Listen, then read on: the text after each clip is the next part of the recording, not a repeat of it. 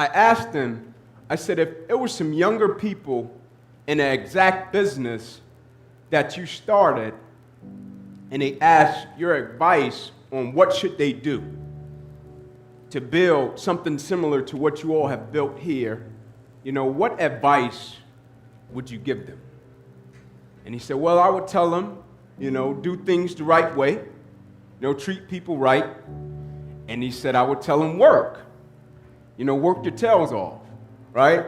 And I said, in my head, I said, man, we live in a world to where I don't know if people appreciate what things produce.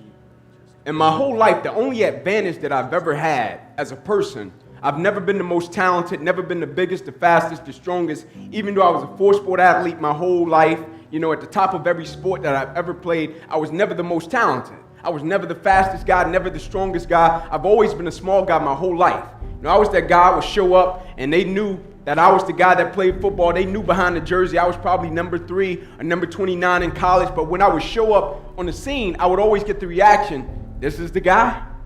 Because I was small. I didn't even look the part. But the only thing I've always had, my only advantage was I wasn't afraid of hard work. But most importantly, I knew what I represented. And so by knowing what I represented, my commitment, my dedication, and my perfection to my craft and what I represented, it was always on another level. And so now when guys did 10 sprints, I did 30. Because I knew I was working for something greater than myself, and what I represented was always greater than myself. And for example, 2 weeks ago, I was with a kid downtown Atlanta. And I took him downtown, and me and my wife, we have a foundation. It's where we work with homeless shelters. We've adopted 3, right? And we work with kids, teenagers, right? We take them, we put them in uncomfortable situations, and we challenge their perspective and their thought process about life. So it was this 15-year-old kid. He had been acting up in school, giving his mom problems. He hadn't seen his father since he was born, basically. And I take him downtown Atlanta, and I take him right under a bridge. And so now you got Turner Field, you got where the Falcons play, where the Hawks play, you got the world of Coca-Cola, you got a jail, you got these successful companies, you got people going to work, got the briefcases, doing their thing, you got life happening.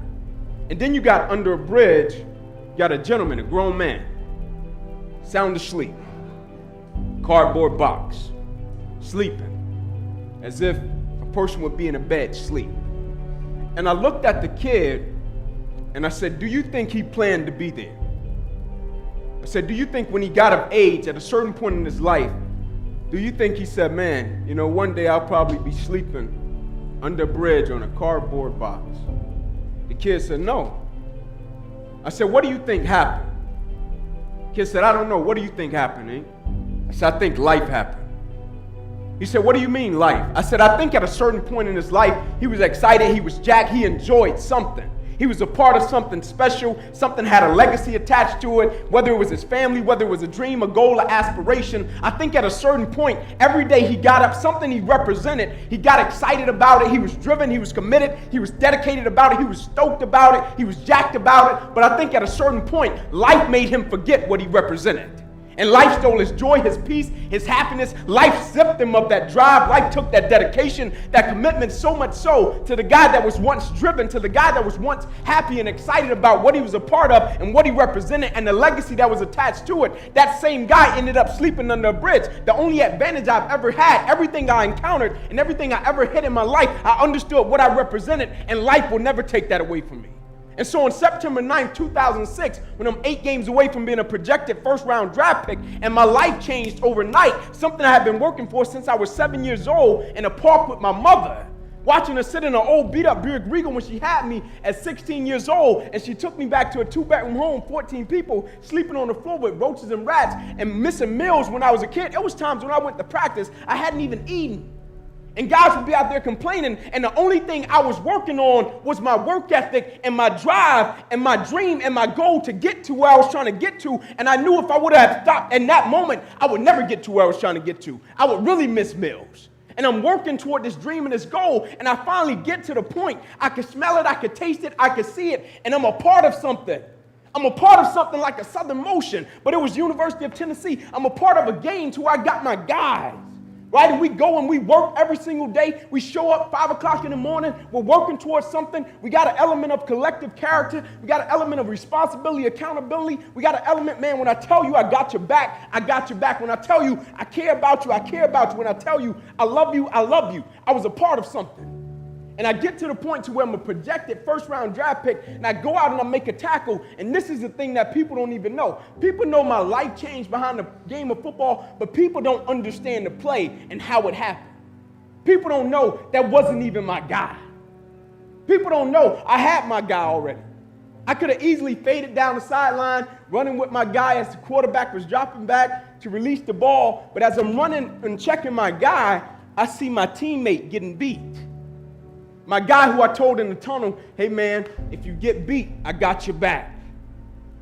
And I knew my teammate probably would have caught the guy if he would have caught the ball, because my teammate, he went on to be a first round, 10th pick, multi-million-dollar guy, went on to play for the Patriots. So I knew he was a pretty talented guy, and he probably would have caught the guy and tackled him. But I told him, hey man, if you get beat, I got your back. And it just so happened a play unfolded with a little bit over 2 minutes left in the game to where my guy, now he was getting beat. And I'm fading off on my guy, but I see the quarterback, he was releasing the ball to the guy that was beating my teammate. And I said, man, I got to have his back. And I go up and I roll up and I go to hit this guy to end the game. This tackle probably would have ended the game if I'd have hit him and caught him the right way. If I'd have hit him and caught him how I really wanted to catch him, it probably would have ended the game and I would have made him fumble, because I knew the game of football like you guys know the furniture business. I knew it in and out. Like a guy take 2 steps off the line of scrimmage, I could tell you which way he was going. A guy would cut inside, I could tell you it's only about 3 things he can do out of this formation. Like I knew it in and out. And so I knew if I'd have caught him in the right location at the right time, I'd have popped that ball out. But it didn't work like that. I hit him, and as soon as I hit him, it seemed as if every breath in my body left. I lost control of my body. Never happened to me before. Body went completely limp. Seemed as if every breath in my body left. I'm falling to the ground like, man, what's happening? And I black out. As soon as I hit the ground, I black out. Never happened to me before. And I black out. I come back to. My teammates run over to me. Hey, Ink, get up, man. Let's rock. Let's go. I said, I can't. I said, what do you mean you can't? You always get up. Get up. Let's roll. I said, I can't move. So there's a shock going from my neck to my toes. I can't feel anything. The shock eventually left, and it stayed in my right arm and hand. I remember as I was lying there, they were bringing the spine board out. They put me up on the spine board, and as they're wheeling me off the field, I looked up to the sky and said, surely nothing has happened in this moment that can alter my life. This is what I love to do. They get me over to the ambulance. They said, man, we're going to take you to the hospital, run some CAT scans. We'll bring you back into your room. We'll tell you what's up. I said, all right, cool. They take me in the room. They run CAT scans. They bring me back into another room. And when they put me into the room in my hospital bed, my mother comes in. She kisses me. She prays for me. And as she's going to walk out, doctors rush in from the opposite side as my mother is walking out. And when my mother told me, son, you'll be all right, there was a certain element of peace attached to it. Because I had been with my mother my whole life. Me and my father, our relationship was pretty much a business relationship. Early years, he wasn't there. When I started playing sports, he came along in the picture, but I needed him to get out of my situation, right? And so we had a business relationship. But when my mother said something to me, I had been rocking with my mother since I was 16. Had Miss Mills with my mother since she was 16, And so when she said it would be okay, I was like, all right, cool. And as she's going to walk out, doctors running in, they say, hey guys, get in here. We got to rush him back to surgery. He's about to die. I said, it's a new ball game. Like I was a part of the football game, but this is a new game. I said, die? I said, yeah, man, you busted up subclavian artery in your chest. You're bleeding internally. Got to rush you back, take that main vein out of your left leg, plug it into your chest in order to save your life. We don't have much time. Next morning, I wake up from recovery. He said, Inky, I got some good news and some bad news. Good news, we saved your life. I said, thank you. Bad news is you got nerve damage in your right shoulder. I said, all right, cool. He said, we got to send you up to the Mayo Clinic, Rochester, Minnesota. I said, all right, cool. He said, but the problem is, you know that dream of going to the NFL? I said, yes, sir. I'm close. He said, strong possibility you probably can never play the game of football another day in your life. I said, no way. I said, I don't know if you know how hard I worked for this. Like, I don't know if you know, I've been working since I was 7 years old. Like, I didn't start out playing football saying, man, I just want to go to the NFL to make it. Yeah, I wanted to go to the NFL to take care of my family, give back to my community. But the way in which I started playing the game, I started playing in the street, and I would be bloody. My mother didn't even sign me up to play. The first white guy I ever met in my life signed me up to play football. A guy riding down the street in a blue pickup truck. Never forget it. My God, love him to death. Pulling down the street in a blue pickup truck, pulls on the curb, steps out of his truck, walks up in the middle of our game. I'm standing there bloody, tackling football in the street. Guy walks up, Trey Hurst, never forget it. My uncle's on the corner, they're drug dealers, in prison right now. They take off running. My Uncle Bobo serving 40 years in a federal penitentiary. He looks back, he said, Inky, don't talk to him. He thinking the guy's the cop. Coach Trey, nicest guy in the world. Walks up, he said, man, would you kids like to play football on grass? I said, man, I would love that. He said, go in the house and get one of your guardians. I ran in the house, my Uncle JJ had married into the family. I said, hey, Unc, man, it's a guy outside. Will you please come and talk to him? Uncle said, sure. Uncle comes outside, Coach Trey said, listen. He said, I don't even supposed to be over here. He said, I brought a kid home. His mom asked me, could I bring him home? I brought him home. And he said, I rode down the street. I see these kids playing football in the street. They're bloody. He said, you could bring them across town. I got a lead. Y'all can sign them up. Think it'd be a great opportunity for them. My uncle said, sir, we greatly appreciate it. Hate to tell you, we don't have the money. And I'm standing in front of him because I really want to play. And he said, I hate to tell you, but his mother said she definitely doesn't have the money. She's at work at Wendy's right now. I'll never forget that coach looked at my uncle. He said, I tell you what. He said, y'all bring him to the park. So here's the address. He said, not only will I sign that kid up, he said, I'll sign every kid in this street up to play. They brought us to the park the next day. He signed every last one of us up, and it changed the trajectory of my life. You know, the second person I saw in the hospital after they saved my life, that coach that signed me up to play ball when I was 7 years old, crying on my mother's shoulder. You know, the person my mother called on Christmas when me and my family got robbed, they put a 9mm and a 45 in my face when I was 15 years old. That coach that signed me up to play ball when I was 7 years old. And so what I was telling the doctor was, Doc, I got to give some people a return on their investment. Like, this can't stop right now. Now, I'll never forget, I said to him, I said, I never cheated. I said, I never cheated. I was taught you work for something, the result will be what you want it to be. Like, I never cheated. Like, nobody had to worry about me cutting corners. Like, a coach could give me a workout, I'll go do it. If my teammate would try to cheat, sometimes I'll complete my guy's workout. Like, I never believed in it, right? Because I knew every time I cheated, it was a possibility and an opportunity for me to become weaker. And so I never believed in cheating. I never believed in the mentality behind cutting corners and not facing a challenge.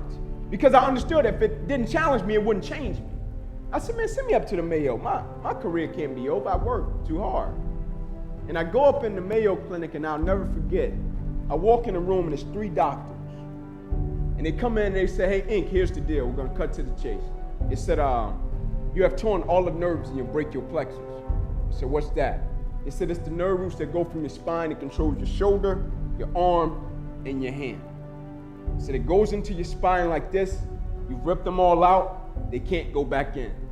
They said, we hate to tell you, but football career, it's out of you. They say your shoulder, your arm, your hand, never be the same again. They say, here are your surgery options, Ink. We could take a muscle, back of your left leg, plug it into your right arm, possibility, weak left leg, weak right arm the rest of your life. We could take a nerve out of your left arm, reroute it up to your chest, down into your right arm, possibility, 2 weak arms the rest of your life. We could take a nerve out of your left rib, reroute it up to your chest, down into your right arm, possibility, breathing problem, weak right arm the rest of your life. By the way, tell us what you want to do at 8 o'clock in the morning. Next morning, I walked into the office. They said, what option did you choose? I said, no disrespect to you. Cut me where you got to cut me. I guarantee you, if I don't die, I'll be fine. They said, you got to choose an option. I said, no disrespect to you. Cut me where you got to cut me. I guarantee you, if I don't die, I'll be fine. And what I was telling them was, Doc, you got to take my life before you take my drive, man. I'm not a light switch person. Like, I don't turn it on and turn it. Like, I could play you in checkers. I'm going to try to destroy you. Like, I could play you in a game of, little pitch and hold, a little thing. I'm going to try to destroy you. That's just my mentality of just going all in everything that I do. And what I was telling him, you can cut me wherever you got to cut me. If you don't kill me, you will not stop me because I know my mentality and I know the way I'm wired. I don't turn it on and turn it off. But as life would have it, they cut me 6 times down my left eye. One time across the left side of my neck, one time across the right side, twice through my right ribs, cut out my right pec, bottom of my armpit, bottom of my hand, 350 staples in my body, bandaged me from my neck to my knees. And they come in my room the next day. They said, Inky, we're going to get to know each other really well. You'll be in this hospital next 40 or 60 days. On the 3rd day, we were leaving the hospital. And as we're leaving and the doors were opening, he said, you broke a record. How did you do it? He said, nobody has ever gotten out of here in under less than 40 days with a surgery of that magnitude. I said, Doc, I just didn't feel as if I had the right. He said, what are you talking about, had the right? I said, I just didn't feel as if I had the right to stop. Like, I just didn't feel as if I had the right not to show up and give everything out. Like, I just didn't feel as if I had the right to not press forward. Like, I just felt as if the people that I represent and the people that had invested in me and built the gentleman that you see called Inky, it's a lot of people that go into the, like when they were out there telling me, man, I admire what you've been through. I admire the place you've gotten to in life. And I told them, I said, there was a lot of people that helped me. And I take those spirits with me every day. Like Maya Angelou has a quote that says, I come as one, but I stand as 10,000. Meaning I had made a vow to a lot of people. I had made vows to a lot of people about what I would do and what I would represent. And when I tell somebody something, I don't take that lightly. Like if I tell you I'm going to give you everything I got, you can bet your bottom dollar I'm going to give you everything I got. If we're walking somewhere and we end up in an alley and 10 people come in the alley and they're trying to rob us and I tell you, hey brother, we're getting home. And I'm not running. My word, it means something, and whatever I got to go through and accept and be a part of in order to make it happen, I'm willing to go through. I'm committed to every single aspect of my life. And I was taught commitment is staying true to what you said you would do long after the mood that you said it in has left. Because we say things when the mood is right? But when the environment and the mood changes, we back off of it. But I have made a vow to a lot of people, not only my teammates, I made a vow to everybody that had ever invested in me in my life that I would finish what I started and I would complete my mission every single day. And by completing my mission in life every single day, I mean I would empty my bucket and give every aspect of my life, every single bit of Inky Johnson. I may be crazy, I don't know, but I just believe my 5-year-old son and my 6-year-old daughter, they deserve the best version of me.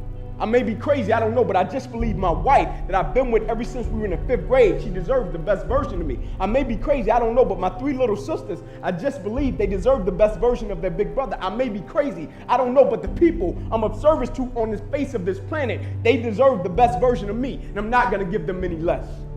See, the thing I understand about business, I might not know much about the furniture business, but I know a lot about the people's business. And I know every single day the people that come across our paths, whether we're doing business with them, whether we're talking to them about any aspect of life, I know they're coming across our path for a reason. And I'm going to try my best to leave them a little bit different. The only reason I kept pressing forward, the only reason I didn't stop was because everybody that I met and everybody I came across, I knew they were looking at my perspective about life. And if I can keep pressing forward, they may encounter something that they may face and they want to stop. And the first person that will pop up in their mind, man, if Ink pressed forward and Ink kept going, surely I can do it. And so the next week I was back at practice with my teammates, my guys that I work with. My guys that we went through the struggle with, my guys that we cracked jokes with, my guys we got knocked out with, my guys that we went to war with, my guys that I would give everything for them. I was back at practice in the sand pit with a Dunjoy sling and I still had my staples in my body. I was back in class the next week, got my undergrad degree in 3 years when my life changed overnight. I never stopped. I never missed a beat and my life changed. And people ask me all the time, how did you keep pressing forward? Like the video that you all saw, I want to give you the backdrop to how it happened. ESPN called me. They did a story on me this past summer. But they called me one day, and I picked up the phone. They said, is this Inky Johnson? I said, last time I checked, I'm Inky Johnson. They said, is this the same guy that said if you could change what happened to you, you wouldn't? I said, absolutely. They said, it's our understanding the game of football meant the world to you. I said, at one point, it did. They said, it's our understanding that your family was banking on you making it to the NFL so they can have a better way of life. I said, yep, that's correct. They said, we're coming to see you. I said, all right, cool, come on. They said, but we don't want to see you in Atlanta. We want to see you in Neyland Stadium on the exact yard line where your life changes. The same time of day. The only thing that won't be present is Air Force's team. I said, all right, cool. And so they take me to Neyland Stadium. They put me on the exact yard line where my life changed. They said, now tell your younger self why you wouldn't stop your injury if you could. If you could be in the NFL right now making millions of dollars, tell your younger self why you wouldn't change that situation if you could. And I say the reason I wouldn't change it, believe it or not, it has nothing to do with me. Like on a personal level, he thought I was going to say, because of the man that I've become, the perspective that I've acquired, my faith has been fortified. He thought I was going to say something like that. I said, no, it has nothing to do with me. It has everything to do with the lives that have been affected by the result of the process and the thing that I represent in the world. What my spirit represents when somebody see me, they think perseverance. What my spirit represents when somebody see me, they think don't quit. What my spirit represents when somebody see me, they think that's a quality individual right there. What my character represents in the world. And every single day we're putting something out like that represents something. When people see that, they think it's a thought that comes to the mind. When he said gold standard, he gave me that, I felt a certain type of way. When he gave me the gold standard, I felt a certain type, I felt different. Gold standard, I felt like that went with me. Because I think in what I do, the line of business I'm in, I'm the gold standard. Because I don't compromise. And every single day, I'm going to give you my very best. You can bet your bottom dollar. Every single day, I'm going to bring that gold standard to life. And I'm not just bringing it in one aspect of life. I'm bringing it in every single aspect of life. I'm not going to be one of these people in the world that's a public success, but they're a private failure. Meaning they give everything they got to one aspect of life, but the other areas, they lack off. No, I'm going to give every single thing I got to every aspect of my life because I represent something. When people see me, they think something. Whether that's character, never giving up, never surrendering. And the thing that we can never do is forget what we represent. Because that's how guys end up on the bridge on a cardboard box sleep. They forget what they represent when life hits them with adversity. My only charge for you, never forget what you represent. Life is short. Let's enjoy it while we got it.